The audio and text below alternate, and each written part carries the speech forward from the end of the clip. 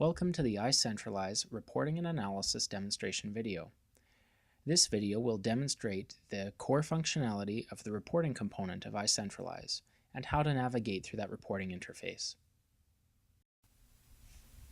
To access the Reporting and Analysis section of iCentralize, simply click the Reporting and Analysis link located on the My Account page. When we click on this link, the iCentralize OLAP interface will appear. On this screen, there are four key sections that you should be aware of. On the left-hand side, we have measures and dimensions. Dimensions represent various aspects of how you want to evaluate your data, while measures represent calculated values or aggregate values, such as the number of computers or the number of customers impacted by the query that you've decided to run. At the top of the page, we have a filter or slicer section.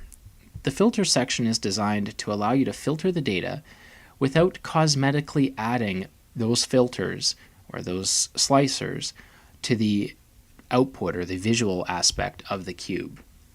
For example, if I wanted to view all customers that are running on a particular operating system, but I wanted to show the breakdown of what programs are installed on those machines, I would drag and drop the operating systems into the filters area. To the right, we have a series area, which usually will contain your measures.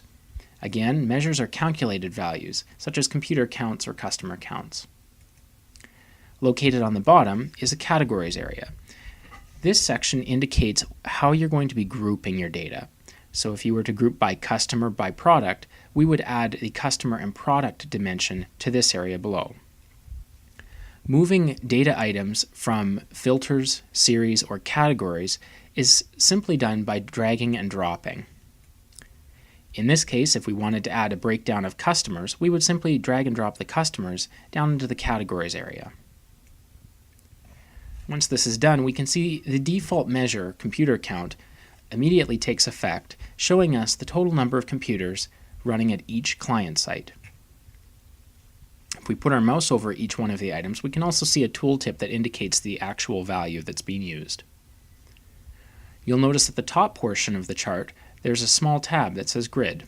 Grid allows you to view the same information in grid format. The grid and the chart can both be exported to Excel, PowerPoint, or really any application that accepts JPEG images, or Excel spreadsheet style grids in a copy-paste format. Another aspect of the OLAP interface is the cube for which you're viewing. In this case, we're looking at the ACPAC cube, which comes with the Sage ACPAC module for iCentralize. If we wanted to do an analysis on the operating systems, we can simply hit the drop-down and select Core, which represents the core module of iCentralize. If we wanted to view a breakdown of how many computers are at each customer site, in this case we would remove the computers dimension, which is the default, and drag and drop the customer's dimension. This shows us the total number of computers that are installed at each client site. We also have the ability of filtering the data as well.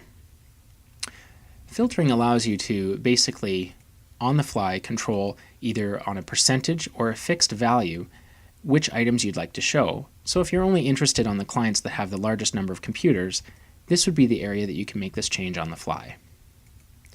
You'll also notice that on each of the dimensions or measures, when they're dragged and dropped, you can click on them to view a checkbox list so you can select specific customers that you may want to evaluate. Thank you for watching this video demonstration of iCentralize. For more information, please visit www.consolidatedsoftware.com.